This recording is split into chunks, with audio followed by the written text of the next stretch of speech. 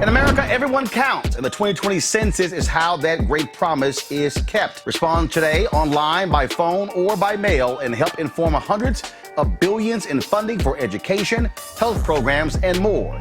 Shape your future. Start at 2020census.gov. Just 45 days before the election. 45 days before the election, but voting has already started. As you heard Senator Kamala Harris say there, 50,000 votes have already been cast in North Carolina. The problem is, according to a report by 538, in North Carolina, absentee ballots have already been sent back, and the state has been updating statistics on those ballots daily. As of September 17th, black voters' ballots are being rejected at more than 4 times the rate of white voters. Black voters have mailed in 13,747 ballots, with 642 rejected, or 4.7%. White voters have cast 60,954 mail-in ballots, with 681, or 1.1%, rejected.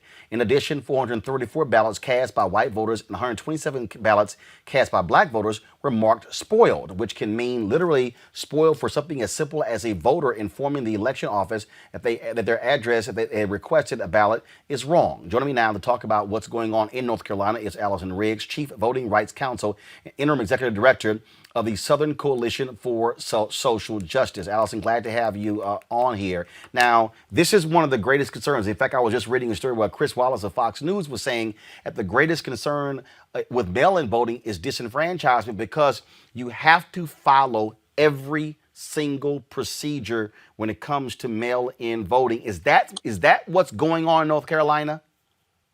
Well, so since that 538 report came back, we have over 70,000 absentee ballots that have been returned. I want to clarify one thing that was in a footnote in the 538 report, which is that technically no absentee ballots have been rejected yet. What 538 is counting in that category are voters with witness information missing and spoiled ballots. I do want to note that there's a federal court injunction in place in North Carolina prohibiting the discounting of absentee ballots when voters haven't been given adequate notice and an opportunity to be heard if there's a way they can fix those ballots. So these numbers are concerning. It is absolutely the case that we seem to have a very significant racial disparity in black voters not having access to witnesses and witness information being incomplete. And I think that's very likely a consequence of the socioeconomic and health disparities we see in North Carolina and across this country. But there are going to be opportunities for voters in that group to correct their ballots, and we will be doing targeted outreach in the counties we are seeing the biggest numbers in. I can tell you right now, the 4 biggest counties where we're seeing ballots not being accepted are Durham, Cumberland, and Pitt counties, and Brunswick County. So we'll be doing targeted outreach to those counties to make sure those counties are informing voters about what they need to do to get their ballots accepted. And if there is a problem, making sure those voters get the fix in their hands as soon as possible. So walk folks through this, because again, rules are different in each state. What does North Carolina require if you use a mail-in ballot? What must you do? You mentioned a witness. Yep. North Carolina has you either have to have a witness or a notary sign your absentee application. Your absentee application is the envelope in which you put your secret ballot. So we have, and thank you for asking, because there's a lot of misunderstanding. North Carolina doesn't mail absentee ballots to anyone without a request being made. So it's a 2-step process. A voter requests an absentee ballot. The local election officials mail the absentee application and ballot to the voter. The application is the envelope. The voter fills it out. Things that the voter needs to do on that envelope. They need to sign it. Missing that signature, folks forget that they need to sign the envelope. And you heard Senator Harris mention that on your show just now. They also need to get a witness. The witness needs to sign the absentee envelope and print their name and their address for that application to be completed. So who can be a witness? Anybody?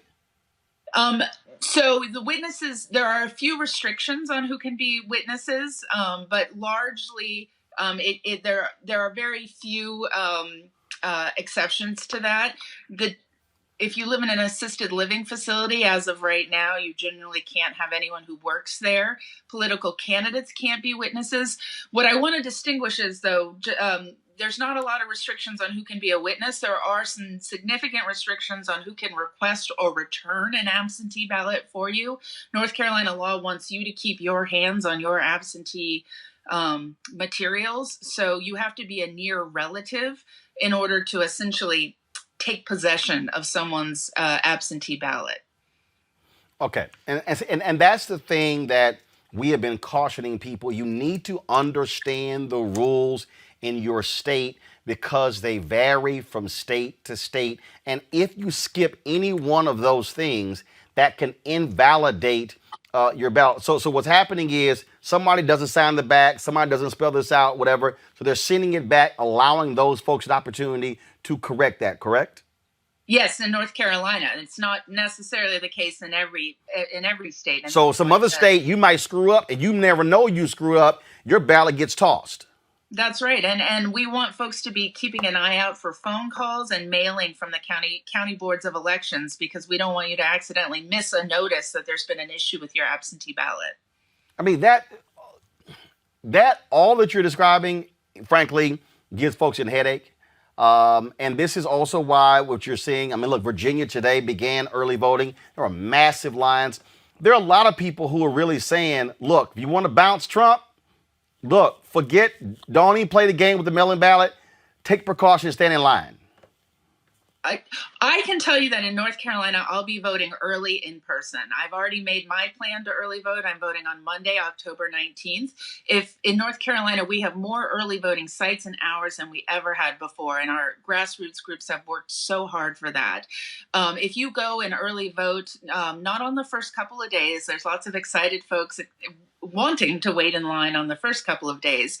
But if you go during the week, especially Monday through Thursday, mid-morning or mid-afternoon, you're almost certain to avoid lines. I'll be wearing a mask and gloves and bringing my own pen, but I will feel 100% safe voting in person, and then it'll be done, and I will know my vote didn't get lost in the mail or didn't have any issues. Allison Riggs, Chief Voting Rights Council and Interim Executive Director of the Southern Coalition for Social Justice. We certainly appreciate it. Thanks for all of the good work that you're doing there. And yes, grassroots organizations fought Republicans in North Carolina who for the last decade have been screwing over people there. It was an arduous fight. Repairs of the breach, NAACP, Democracy NC, so many others have been fighting to make it fair for everybody to have a right to vote. So we certainly appreciate it. Thank you. All right, thank you so very much. Let's go to our panel, folks. Rob Richardson is the host, Disruption Now podcast. Michael Brown, former vice chair, the Democratic National Committee, Finance Committee. Dr. Nyambe Carter, Howard University, Department of Political Science. Michael, I want to start with you. Look, this is unlike anything that we've seen before. We've had hurricanes in the past. We've had tornadoes. We've had floods. We've had natural disasters hit areas. We've never had, frankly, a natural disaster hit the entire country. And so a lot of people are looking at voting by mail, and we just got to keep pounding every single day, follow every single step, because even Greg Palast was on before. He said even in a normal election, 22% of mail-in ballots get tossed. And so it's probably going to be a lot higher. That could very well be the difference between who wins and who loses in a state. Absolutely. Now, for someone like me who lives in a very, very traditional blue state here in the District of Columbia, I still tell people when I speak to folks, you know what? There is nothing wrong with everyone in D.C., for example, is going to get an absentee ballot. They do not have to use it. They can go and vote in person. They can go early voting. But what I've told folks, two things. Wear 2 masks if you want to protect yourself even further. Wear a set of gloves if you need to. And request a paper ballot. I know folks like the technology. I get that. But the one thing you can't, well, of course, you can mess with anything. But what limits it is a paper ballot. And, of course, going in person. Of course, some folks don't want to take that risk. But, Roland, you and I have talked about this before. That's why when you were just having that conversation about what's going on in North Carolina, That's why there need to be uniform federal regulations relative to elections. Not one state can do this, another state can do that. And why is an election day a holiday? So there are several things that can be done. I know we're dealing with this now and those aren't the rules, but folks need to follow, as you just mentioned, step by step. If not, go to the polls. It's too important. If you have to stand in line for a couple hours, stand in line. People are walking through, again, just trying to walk folks through the dots. They're like, okay, if you do this, you got to do this. If you do this, you got to do this, because this is unnatural for lots of people, which is also why I've been saying to many folks, look, if your state has early voting, so for instance, North Carolina does, Texas does, South Carolina doesn't. If your state has early voting, forget November 3rd. Don't even think about November 3rd. Get it done through early voting. Correct. Absolutely. Yep, absolutely. No, I completely agree. No, Dr. Carter. Oh, I'm sorry. I was just going to say, the thing about it is, we hope that people only have to wait 30 minutes or a couple hours. We know that people are waiting 7 hours, 8 hours. They're making this painful for people to participate in the electoral process. And I think what you were all just talking about with North Carolina, but we saw it in Florida as well, is that you have a lot of people who are inexperienced with mail-in ballots. They don't know what to do with them because they're in-person voters traditionally. So I'm with you, Michael, and with you, Roland, that if you can go early vote, go early vote. Don't take the risk on the mail-in ballot if you don't know how to use that particular modality. And hopefully it'll only take you an hour or two, but on election day, we know it will take hours. And we know the folks who are most on the margins are the most likely to get discouraged and give up. And we don't want that to happen. So if you can early vote, do that. And if you can't use, or you don't know how to use the paper ballot, if you're not comfortable, it's okay to switch and go vote in person. Well, and the reality, Rob, is that, again, it varies. It varies at what time you go. It varies look, if you decide to go early voting and you do it after 5 p.m., that's when other people are getting off of work. And so you got to figure out, again, the right time. Also, in your particular place, find out the rules, because you may be able to vote at any early voting location in the city as opposed to one particular location that you're assigned to. Yep, it depends. I actually know in Ohio, you usually have to go to your board of elections, but it varies everywhere. But you can do it like 3 or 4 weeks earlier. Know the rules in your state. Each one of them are differently. I agree they shouldn't be, but we have to operate in the world as it is, not how we wish it would be. But we can get it. We can push it that way, but we can only do that if we actually vote and participate. And everyone here and all the audience knows how important this election is. So I would tell people this. For those listening, you likely know the rules. If you don't, make sure you do. Then get 5 people that you're responsible for, because I can guarantee you that all of us know 5 people that may or may not vote, but for our intervention. And so we got to make sure that the people that sometimes vote do vote, and we take ownership of those people. We take agency, because this is just too important. Period. Well, again, we also can't assume. Well, there are people who watch this show who are informed voters who, because I kept saying go check your status, went back and realized they had been purged. And so we need you to go to vote.org. So there's a couple of sites you can go to, folks. There are several sites you can go to. They're all tied into many of the same databases. Vote.org is one of those sites. This is this site right here where you can check your registration to see if you've been purged. If you have, you can re-register. If you've not been registered to vote, you can do so right here. You can request your application by mail. You can also fill out the form for the census, all of that as well. There's another site, vote.com. You can also go to iwillvote.com. Another place, same thing. Check if I'm registered. Register to vote. Vote by mail. Vote in person. You can go through all of that. And so take advantage of the resources, folks, and be prepared. That's what you must do in order to have an impact on this election. As I said, early voting has started in some places. Look, not all places have, like, for instance, Virginia starting today. Texas doesn't start until October 13th. And so it varies. They also don't have voting there on Sundays, because they got rid of that because they didn't want souls to the polls. So just understand exactly what is going on. And when we talk about voting, folks, there have been long lines. Look, this is a photo someone posted right here in Virginia on the first day. I'm talking about folks in line all across Virginia. There was some video folks were posting. And let me tell you something right now. This is the thing that I keep telling people, Michael, that, and in fact, somebody actually posted this video. Is pretty cool. So this is they actually spit it all up. So watch this. Here we go to my iPad. So watch this. Folks, that's how many folks were in line at one particular location. Across the street, down this huge path, across a second street. It kept going. It kept going. It kept going to a third. I mean, that gives you an indication where people are. Look, we're going to have huge turnout, Michael. We saw this in the primary. We saw this where Democrats were breaking records all across the country. You've got high Republican enthusiasm as well. Look, it's going to be. I think this is going to be a record election. And as the doctor just mentioned, patience is going to be part of it, because what 45 is telling his folks is he's showing them the same kind of video and saying, I don't care what you have to do that day. You do not leave. Do not get discouraged. You stay in line and vote, obviously for him, presumably.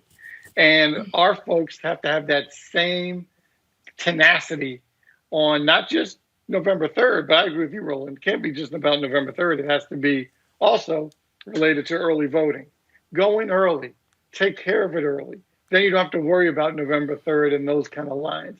But patience, tenacity, and understanding the importance of what's going on here in our world. We are the best armchair quarterbacks after elections. We, as a people, have a tendency to say, oh, you know what, my vote wouldn't have mattered anyway. Yes, it would have. Oh, they weren't going to do anything for our community anyway. Well, when you don't vote, they make decisions on who they're going to help. So also, one last thing, Roland, when you were talking about procedures. If you do get to your polling place, and for whatever reason you've been purged or there's some confusion, ask for a provisional ballot. They have to give it to you. You vote, yes, it gets put in another box.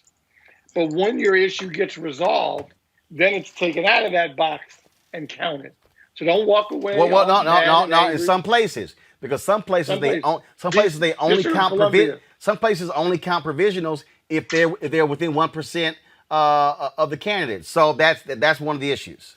Correct, but still do it, because you're definitely not going to get counted if you walk away, take your ball, and go home. Absolutely. At least make sure it's in that box. Yep. We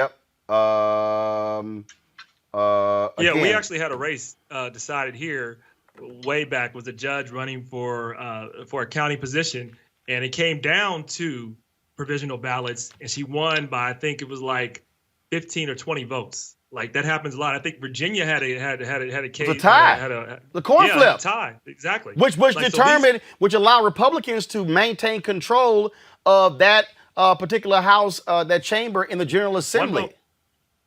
One vote would have made a difference. Well, just 2 days ago, they had several progressives won in the state of Delaware. One sister, she won by 30 votes over a 40-plus year incumbent. I mean, so again, folks, every vote does indeed matter. Our folks, back to our Roland Unfiltered video in just one moment. As our community comes together to support the fight against racial injustice, I want to take a second to talk about one thing we can do to ensure our voices are heard. Not tomorrow, but now. Have your voices heard in terms of what kind of future we want by taking the 2020 census today at 2020census.gov? Now, folks, let me help you out. The census is a count of everyone living in the country. It happens once every 10 years. It is mandated by the U.S. Constitution. The thing that's important is that the census informs funding, billions of dollars, how they are spent in our communities every single year. I grew up in Clinton Park in Houston, Texas, and we wanted new parks and roads and a senior citizen center. Well, the census helps inform all of that and where funding goes. It also determines how many seats your state will get in the U.S. House of Representatives. Young black men and young children of color are historically undercounted, which means a potential loss of funding of services that helps our community. Folks, we have the power to change that. We have the power to help determine where hundreds of billions in federal funding go each year for the next 10 years. Funding that can impact our community, our neighborhoods, and our families and friends. Folks, responses are 100% confidential and can't be shared with your landlord, law enforcement, or any government agency. So please take the 2020 census today. Shape your future. Start at 2020census.gov.